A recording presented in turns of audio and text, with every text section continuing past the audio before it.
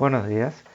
Em, Esta clase corresponde al martes 14 de abril de 2020 de la materia Tecnología de Control. Con ustedes está el profesor Penesi. Bien, en esta oportunidad he elegido dar una clase mediante un capturador de pantalla, haciéndolo justamente sobre el cuadernillo que ustedes ya poseen, ya tienen desde las primeras clases del año. Entonces directamente vamos a explicar sobre el cuadernillo este tema que vendría a ser modelización de sistemas de control, que es un complemento de lo que hemos estado viendo hasta ahora, que es la representación de sistemas de control. Bien, como se observa acá en nuestra pantalla, esta modelización la vamos a hacer con estos diagramas que están escritos acá.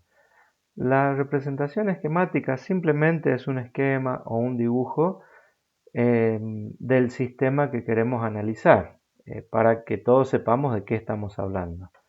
El diagrama en bloques es lo que hemos venido realizando hasta el momento en el tema anterior, y ahora estaríamos agregando la tabla de estado, el diagrama de tiempo simultáneo y el diagrama de flujo. Muy bien, para eso vamos a explicar entonces lo que sería la diagramación nueva con un ejemplo, o sea, a partir de un ejemplo. Entonces, acá en nuestro cuadernillo tenemos el ejemplo que nos dice representar un sistema de control que contemple el llenado de un balde con agua, utilizando los métodos de representación nombrados. Primero, representación esquemática. Vieron que es como si fuera el dibujo, un esquema de nuestro sistema. Vamos a tener el balde, vamos a tener una canilla que es manejada por el usuario, que sería en este caso el observador también, y vamos a tener un nivel de agua que va a estar variando en el tiempo. Esa sería nuestra representación. El observador, en este caso, a medida que va mirando este nivel de agua, se comportaría como un sensor en el sistema. Esta sería la representación esquemática simplemente. Bien, ahora en vez de la tabla de estado directamente vamos a pasar al diagrama en bloques, que es algo que ya veníamos analizando. Hemos colocado los bloques del balde, el observador y acá una válvula que sería la representación de nuestra canilla. Obviamente que permite la entrada de agua al balde, siempre y cuando, en este caso, el observador usuario lo permita. El sistema comenzaría con el balde vacío, es decir, esta canilla estaría cerrada. Abrimos la canilla, pasa el agua al balde, el nivel comienza a aumentar. Ese nivel está siendo justamente monitoreado por el observador y en consecuencia, ¿qué lo que hará? Con la válvula la va a cerrar en el caso de que el nivel haya alcanzado un máximo. Y de esa manera funciona este sistema sencillo que estamos analizando. Vamos a ver ahora sí la tabla de estado. ¿Qué colocamos en nuestra tabla de estado?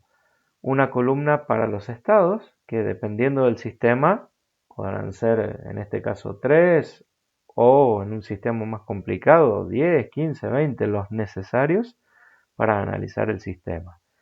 Y acá tenemos que poner las variables. En este caso hemos agregado la observación del operador, pero digamos, en realidad con la canilla y con el nivel alcanzaría, que serían nuestras dos variables. Bien, ¿qué vamos a observar en un primer estado? El balde vacío, por lo tanto se abre la canilla y el nivel en el balde aún está bajo porque acabamos de abrir la canilla. Posteriormente, ¿qué es lo que va a observar el operador? Y que el balde se está llenando, la canilla sigue abierta y este nivel ya irá por un lugar medio, puede ser la mitad, tres cuartos.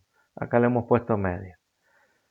En un tercer estado lo que va a ocurrir es que el observador se va a dar cuenta que el balde ya está lleno, por lo tanto cerrará esa canilla ya que el nivel está en un nivel alto. Bien, esa sería la tabla de estado. Entonces, recordar, ¿qué tenemos que poner acá? Las variables, solamente las variables necesarias y la cantidad de estados según el sistema. Pasemos ahora al siguiente diagrama, que es nuestro diagrama de tiempo simultáneo, el cual se debería realizar tomando como muestra la tabla de estado. Es decir, nos tenemos que basar en la tabla de estado para realizar este diagrama. ¿Qué es lo que observamos acá? Vamos a achicar un poquito nuestra pantalla, así se ve bien. Tendríamos un eje de coordenadas, en definitiva. En el eje Y vamos a colocar nuestras variables. En el eje X vamos a colocar la variable tiempo, por eso se llama diagrama de tiempo, ¿sí? Simultáneo, ¿por qué? Porque estamos observando lo que va ocurriendo simultáneamente con estas distintas variables. Por ejemplo, acá en el eje Y, en el instante inicial, esta canilla está cerrada y el nivel indica vacío. Entonces, ¿qué es lo que ocurre acá? La canilla la vamos a abrir. Entonces, en este momento hemos pasado de la canilla cerrada a la canilla abierta, indicando acá por este pulso que va desde cerrado hasta abierto. Bien, hemos hecho esa línea de trazo justamente porque tiene que coincidir con el inicio del llenado de este balde. Entonces acá lo que estamos observando es que este nivel que arrancó en vacío inmediatamente empieza a tener una pendiente de una recta. Esa pendiente va a depender de la cantidad, digamos, de caudal que en definitiva que tenga la canilla, va a depender también del tamaño del balde. Eso es relativo, digamos, acá es una simple representación. Para que sea exactamente como tiene que ser, tendríamos que analizar el diagrama en la realidad tomando tiempos, etcétera, etcétera. Bien, entonces, esta canilla va a estar abierta durante cierto tiempo. ¿Hasta cuándo va a estar abierta? Hasta que el operario, en este caso, haya observado que el nivel llegó al máximo, que sería este punto. Por eso dice lleno. Entonces, en este caso, con la línea punteada, ¿qué es lo que estamos representando? Que el observador ha tomado la decisión de cerrar la canilla. Por eso bajamos nuevamente a tener la canilla cerrada. Es decir, canilla cerrada, abierta, representada con un pulso y cerrada nuevamente. Bien, pasemos al siguiente diagrama, que es un diagrama de flujo. Acá vamos a hacer una aclaración. No es el diagrama de flujo que ustedes han visto en cuarto año, seguramente en la materia procesos productivos, que es un diagrama de flujo de proceso, donde digamos, lo que se analiza es el flujo del proceso productivo. En este caso, este diagrama de flujo es un diagrama de flujo de programación, que consta de estos símbolos de programación, es decir, está relacionado este diagrama con el software, para justamente poder programar en un futuro lo que sería este sistema de control. Para eso tenemos que tener en cuenta esta serie de símbolos. Entonces, el símbolo de inicio y fin de proceso, que sería esto que está acá, puede ser una elipse. El rectángulo, que es donde se realiza una operación matemática, por ejemplo, la comparación de una variable con un cierto valor. Acá tenemos este paralelogramo, que sería para definir la entrada o salida de datos, es decir, asignarle un cierto valor a una variable. Por ejemplo, comenzamos con el balde vacío en este caso.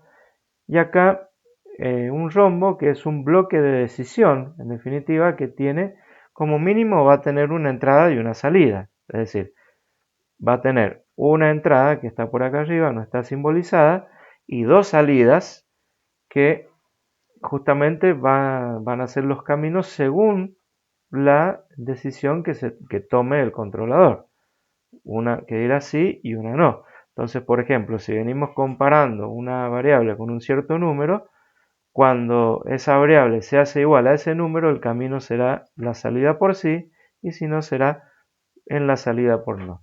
Acá a tener en cuenta para todo el resto del año, los bloques de decisión se utilizan para los sensores, es decir, yo les pregunto a los sensores y el bloque este de rectángulo se utiliza para los actuadores, porque el sistema le tiene que dar órdenes a los actuadores y les tiene que preguntar a los sensores. Eso no lo tienen que olvidar.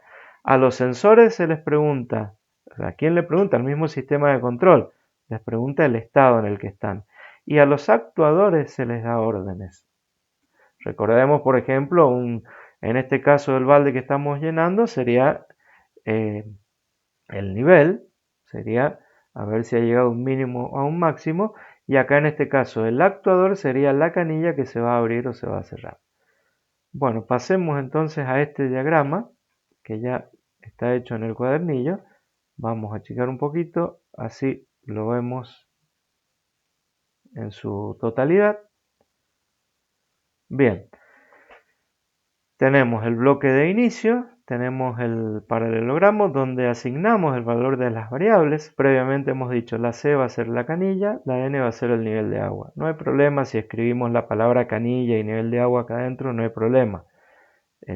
Hemos asignado el valor 0, es decir, que la canilla está cerrada y el nivel de agua es bajo, o sea, el mínimo. Bien, posteriormente, ¿qué tenemos que hacer? Y abrir la canilla. Por eso dice C igual ON, que ON, fíjense acá, sería la canilla abierta, la estamos, digamos, representando también con un 1. ¿Sí? Y acá la canilla cerrada con un 0, ya vamos a ver qué significa eso. Con que le coloquemos on y off está bien. Entonces acá tenemos un bloque que representa una operación, en definitiva. Estamos diciendo abrir la canilla, canilla igual on. Bien, entonces a partir de ahí el balde se está llenando. ¿Qué tenemos que preguntar? Por el nivel. Entonces acá n, que es el nivel, preguntamos si está bajo o si está alto. Acá preguntamos en este caso si es igual a 1. 1 lo hemos asignado a un valor alto, o sea, al nivel máximo. Entonces la pregunta acá sería, ¿el nivel llegó al máximo? La respuesta es no. ¿Qué ocurre? La canilla tiene que seguir abierta. Si la respuesta es sí, en definitiva lo único que hay que hacer en este caso es cerrar la canilla. Por eso dice C igual off. Y ahí termina, en este caso, este sistema. En otros sistemas de diagramas de flujo es probable que luego del último bloque de diagrama de flujo haya que volver quizás mediante un lazo de realimentación al principio del programa. En este caso, bueno, lo hemos terminado acá. Entonces, este es nuestro diagrama de flujo. Acá está la explicación de qué hacemos en cada caso. Acá está la explicación de cómo se asignan las variables. Y acá vemos la explicación del 0 o 1. Dice, son valores lógicos que entiende una CPU, que es el cerebro de un sistema de control. La CPU, traducido, sería unidad central de proceso, que seguramente ya han visto en TIC el significado de esas siglas. Tenemos que tener en cuenta que un sistema de control también tiene una CPU, normalmente representada por un microprocesador o también por un microcontrolador, y este esquema va a representar nuestro futuro software para poner en ese microcontrolador. Obviamente este es un diagrama de flujo que, trabajado con el software adecuado, se convierte en órdenes que van a ser entendidas por este controlador, aplicándole el software determinado. Bien, este 0 y este 1 corresponden al sistema binario, que es el sistema que identifica los microprocesadores y controladores. No son ceros y unos matemáticos, sino que son ceros y unos lógicos. Por ejemplo, acá hemos dicho, un 0 puede significar una canilla cerrada, un 1 puede significar que se alcanzó el nivel máximo. Bien, en la práctica corresponden este 0 y este 1 a valores de tensión eléctrica. Un 0 podrá asociarse con 0 volt y un 1 podrá asociarse con 5 volt. porque en definitiva estos sistemas funcionan con corriente eléctrica. Bien, aquí está la explicación del primer sistema, la explicación del segundo sistema, que sería el llenado y vaciado de una mochila de baño. Se las dejo a ustedes para que la observen, la analicen, porque si no ya el video se va a hacer muy largo y va a ocupar muchos megas. Entonces ya tenemos la explicación de este primer sistema, sobre el cual ustedes podrán ver y rever las veces que necesiten para entender las explicaciones, y a partir de ahí me tendrán que consultar qué es lo que no han entendido de este primer punto, que es el llenado de un balde, pero más aún de este segundo punto, que es, como ustedes ven, un poquito con más cantidad de variables, pero se trata básicamente de lo mismo. Tenemos más variables, un diagrama de flujo un poco más elaborado, para después recién ahí comenzar a hacer el taller número 2, que todavía no lo tienen que hacer. Por ahora tienen que entender qué es lo que estamos tratando de hacer acá con la modelización de estos sistemas. Así es que observen esta aplicación la cantidad de veces que necesiten y posteriormente me podrán consultar. Bueno, por ahora los dejo. Hasta luego.